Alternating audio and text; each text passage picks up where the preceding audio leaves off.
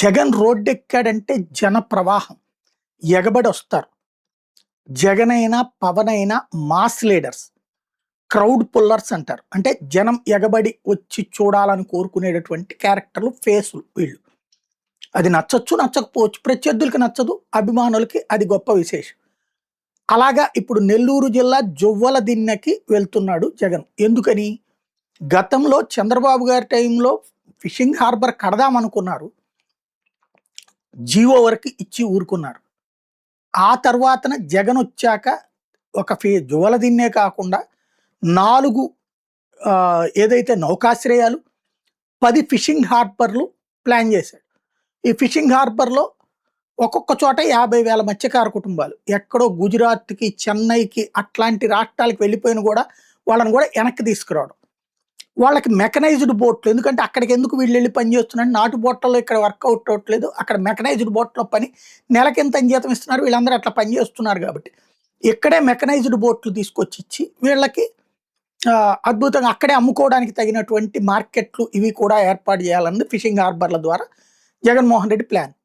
అదే సందర్భంలో ఈ షిప్ యార్డుల ద్వారా భారీ ఎత్తున బిజినెస్. షిప్ యార్డులో సరుకుల ఎగుమతులు, దిగుమతులు, దానికి గోడౌన్లు, ఆ గోడౌన్లకు కావాల్సిన లాజిస్టిక్స్ అంటే లారీలు, బోరీలు, ఇవన్నీ ఒక ఎత్తు. అలా దిగుమతి అయ్యే వస్తువుల మీదన ఇండస్ట్రీస్ నడుస్తాయి, ఎగుమతి అయ్యేటటువంటి వస్తువులకు సంబంధించినటువంటి వ్యాపారాలు సాగుతాయి. తద్వారా గుజరాత్ సక్సెస్సే అది. కాబట్టి ఆ తరహా ఎకానమీ ఆంధ్రాకి అవసరం అన్న ఉద్దేశంతో దాన్ని ప్లాన్ చేసుకొచ్చారు.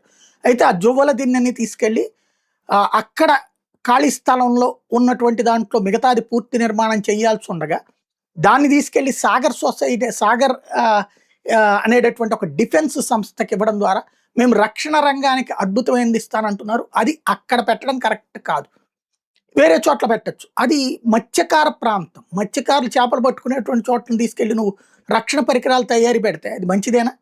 సెక్యూరిటీ పరంగా కూడా ప్రమాదకరమైనటువంటి రేపు పొద్దున ఆ సెక్యూరిటీ పేరు చెప్పి వీళ్ళని అడ్డుపడేటటువంటి పని ఉంటుంది. కానీ పెట్టుకొచ్చారు. ఇదే విషయాన్ని అక్కడికి వెళ్ళి చెప్పడానికి జగన్మోహన్ రెడ్డి సిద్ధమవుతుండగా 2 గేమ్స్ నడిపింది ప్రభుత్వం. నెంబర్ 1, అక్కడ ఉన్నటువంటి ఇసకపాలెం దగ్గర ఉన్నటువంటి మత్స్యకారులు ఒక దురాయి వేశారు. దురాయి అంటే చాటింపు అనమాట. ఏంటయ్యా అంటే జగన్ టూర్కి ఎవరు వెళ్ళడానికి వీల్లేదు, ఇది కుల కట్టుబాటు, 1,00,000 రూపాయలు పెనాల్టీ, వెళ్తే ఎవరు వెళ్ళారో వాళ్ళ పేర్లు ఆ డీటెయిల్స్ ఇస్తే 40,000 రూపాయలు నజిరానా అన్నట్టు. ఎందుకు జగన్ నిషేధించాలి? అర్థమేం లేదు.